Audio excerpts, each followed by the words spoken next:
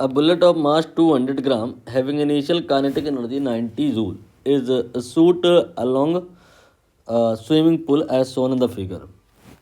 If its kinetic energy reduces to 40 joule within 1 second, the minimum length of the pool क्या होगा? The bullet has to travel so that completely comes to rest. Summary क्या है कि ये pool है, इसमें एक bullet आपने शूट किया, शुरुआत में आपने 90 जूल का काइनेटिक एनर्जी रखा, लेकिन पूल क्या करेगा, इसके मोशन को रजिस्ट करेगा, you can say like friction. तो यहाँ पर इसका धीरे धीरे स्पीड, मोमेंटम और काइनेटिक एनर्जी सब कम होने लग जाएगा। कह रहे हैं कि 1 सेकंड बाद इसका काइनेटिक एनर्जी 90 से 40 हो गया है।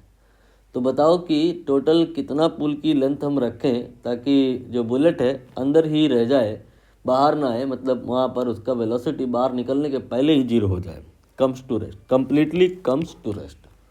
क्लियर हुआ? अब यहाँ पर हम बात करेंगे केस 1 जहाँ पर 90 to 40 हुआ है। इस तरह से आप बना लीजिए, ये इनिशियल पॉइंट हो गया ए और ये आपका एक पॉइंट है बी जहाँ पर अकॉर्डिंग टू द क्वेश्चन जो एनर्जी है वो 40 हो गई है। ए पॉइंट पर काइनेटिक एनर्जी 90 जूल थी और बी पॉइंट पर काइनेटिक एनर्जी 40 जूल हो गई है। यहाँ से यहाँ तक अगले को आने में 1 सेकंड लगा है, ये सब क्वेश्चन में गिवन है। तो आप यहाँ पर वेलोसिटी निकालेंगे, यहाँ पर वेलोसिटी निकालेंगे। क्यों निकालेंगे? दरअसल हम यहाँ पर जब निकाल लेंगे वेलोसिटी तो वी यू और टी ये 3 बातें जान जाएंगे, फिर v बराबर यू प्लस ए टी लगा के a निकाल लेंगे एक्सेलरेशन।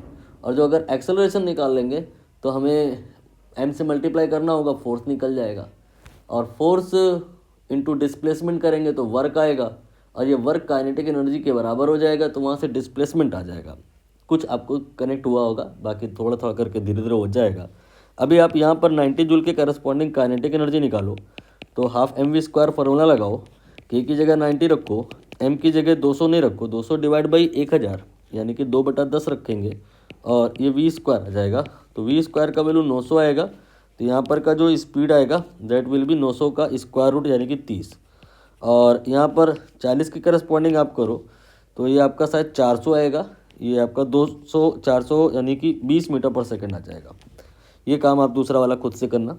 अब यहाँ पर हमको स्पीड पता चल गया, यहाँ पे पता चल गया, टी पता चल गया। अब हम इस पार्ट में v बराबर यू प्लस ए टी लगा के a निकाल सकते हैं, या डायरेक्टली a का फार्मूला ही लगा लो, v minus you divide by T, बात एक ही है। तो ये आ जाएगा 20 minus 30 and divide by T. तो यहाँ पर a का वैल्यू जो आएगा माइनस में 10 मीटर पर सेकेंड स्क्वायर आएगा। माइनस हेयर सिग्निफाइज व्हाट, कि जो आगे बॉडी जा रही है तो इसमें रिटार्डेशन हो रहा है।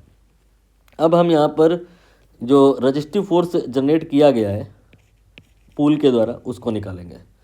इसके लिए फॉर्मूला लगाएंगे F equal to m a, f equal to m ए।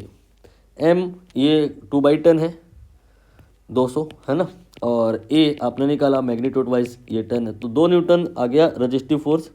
यहाँ पर 2 न्यूटन लिख लिया मैंने। अब 2 न्यूटन का ये जो फोर्स लग रहा है इसकी वजह से होगा क्या कि इसमें रिटार्डेशन आएगा और धीरे धीरे इसकी स्पीड कम होती जाएगी। हमें पता लगाना है टोटल कितना चलेगी बिफोर कमिंग टू रेस्ट। तो यहाँ पर हमने एक तीसरा पॉइंट माना सी, और यहाँ पर v को 0 मान लिया, काइनेटिक एनर्जी मोमेंटम सब 0 मान लिया। ठीक है, तो अब हम बात करेंगे थ्रू आउट यानी कि A to C। तो A to C के लिए जो वर्क होगा वो कितना होगा? अगर ये डिस्प्लेसमेंट मैं x के बराबर मानूँ तो जो फोर्स होगा वो होगा 2, जो डिस्प्लेसमेंट होगा वो होगा x, तो मैग्नीट्यूड वाइज जो वर्क आएगा that will be 2 into x, और ये आपका चेंज इन काइनेटिक एनर्जी के बराबर होगा।